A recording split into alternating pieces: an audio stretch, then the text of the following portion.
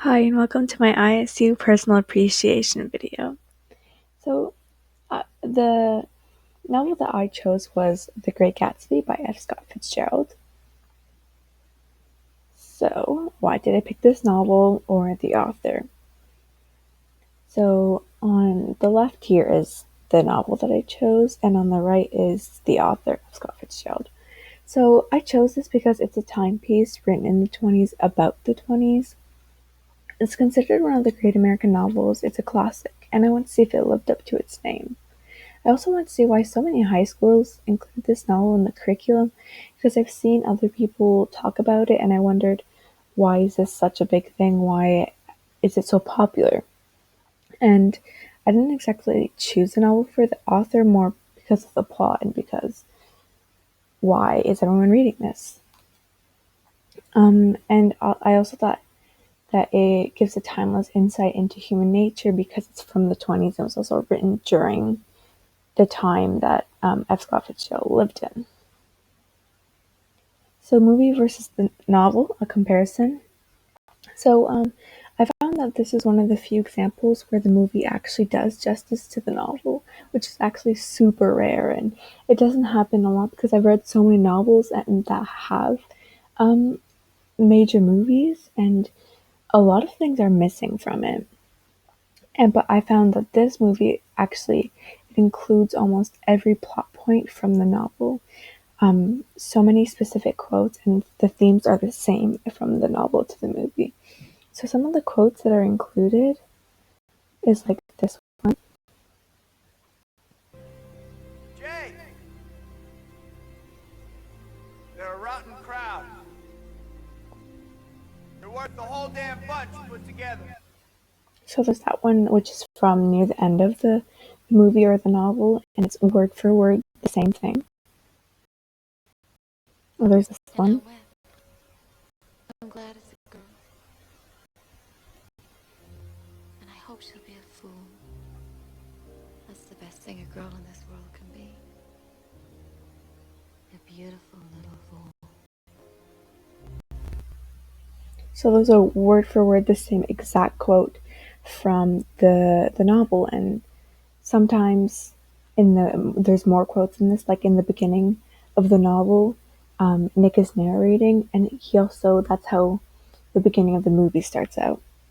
I found that the movie portrays Nick's writing of The Great Gatsby more explicitly than the novel does, since it's his point of view writing the story and telling us.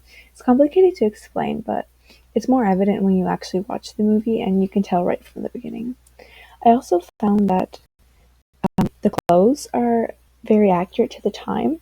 So as you can see on the left, the dresses and the style is accurate. See how Daisy and Jordan dress, how the women dressed back then, with the flapper dresses and the short hairstyles.